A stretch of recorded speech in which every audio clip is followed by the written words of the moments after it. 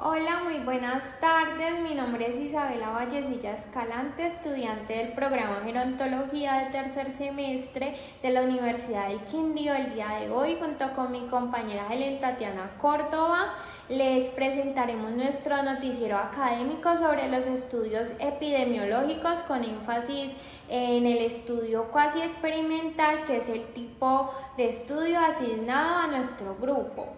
A lo largo de este noticiero les explicaremos de manera clara, dinámica, su origen, sus características principales, su nivel de evidencia y algunos ejemplos aplicados en el ámbito de la salud y de la gerontología. Para empezar, tenemos que hacer una diferencia entre los estudios experimentales y los estudios cuasi experimentales. Los estudios experimentales son aquellos que buscan evaluar en efecto que tiene una intervención o tratamiento, es decir, que permiten comparar qué sucede cuando se aplica algo nuevo frente a lo que ocurriría si no se aplicara nada o si se usara un placebo. Además, estos estudios son prospectivos, lo que significa que hacen seguimiento hacia un futuro para observar qué resultados se presentan con el tiempo. Dentro de este tipo de estudios existen diferentes diseños y uno de ellos es el tema principal de nuestro trabajo, los estudios cuasi experimentales. Esto se parece mucho a los estudios experimentales tradicionales, pero tienen una diferencia clave, que no tienen asignación aleatoria. Esto quiere decir que los participantes no son asignados al azar para recibir una intervención, sino que se seleccionan de otra manera. Su origen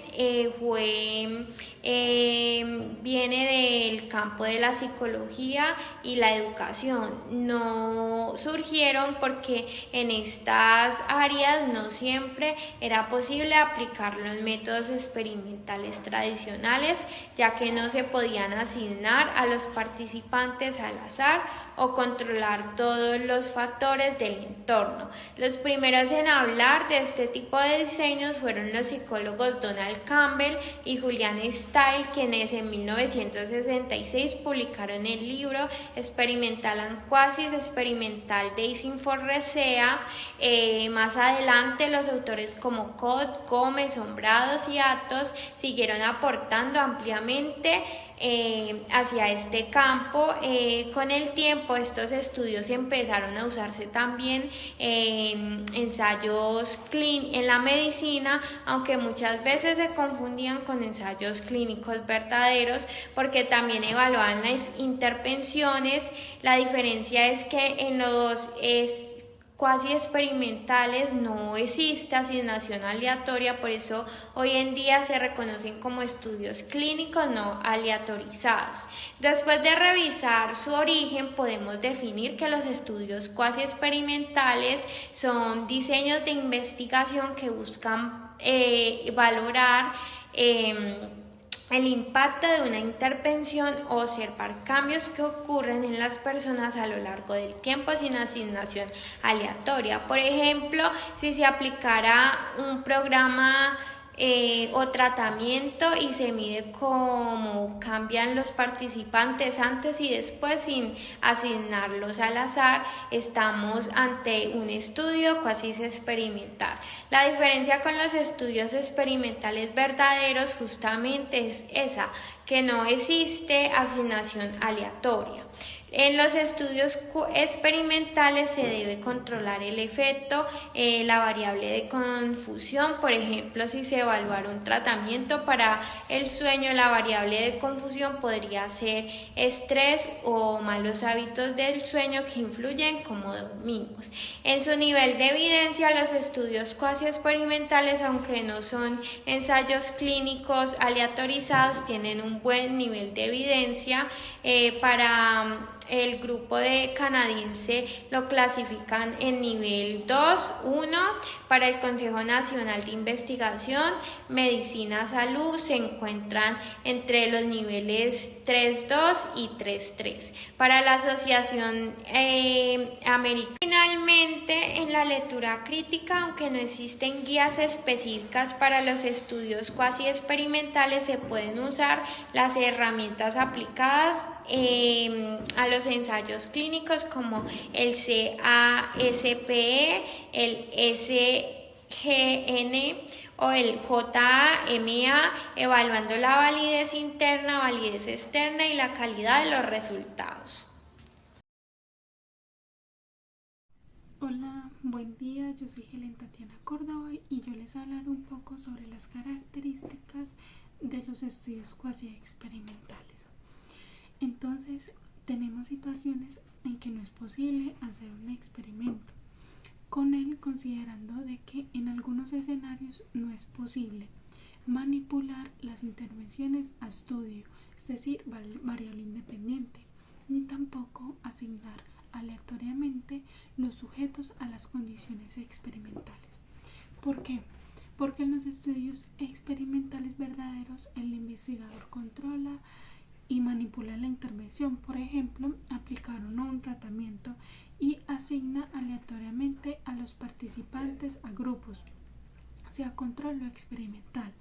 En cambio, en los cuasi experimentales no se puede hacer eso por razones éticas o prácticas. Por ejemplo, se quiere estudiar si un programa de actividad física mejora la memoria en adultos mayores. No se puede asignar aleatoriamente a algunos adultos a no hacer ejercicio, porque sería un poco ético o difícil de controlar. Entonces se trabaja con grupos ya existentes. Por ejemplo, un grupo que ya asiste a clases de gimnasia y otro que no. Entonces, tenemos otra característica que es la naturaleza de los estudios cuasi experimentales. Los clasifican como variante de los estudios experimentales cuyo objetivo es analizar los efectos asociados a la intervención en estudios respecto de aquellos ocasionados por variables de confusión. Entonces, los cuasi experimentales se parecen a los experimentales, pero no tienen el control total.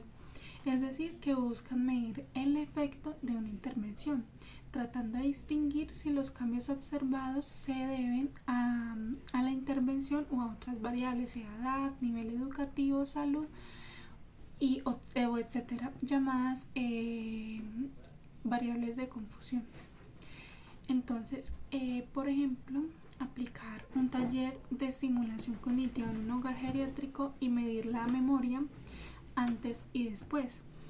Sin embargo, algunos residentes pueden mejorar más porque tienen mejor salud general o mayor escolaridad. Esas serían variables de confusión. Entonces, el investigador intenta controlar eso analizando estadísticamente o comparando grupos similares. Y algunas ventajas que se destacan en estas características es que son más simples y económicos.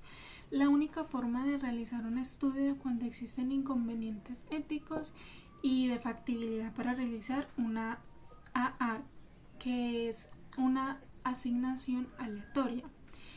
Los estudios cuasi experimentales son útiles cuando no se puede o no se debe manipular directamente la situación.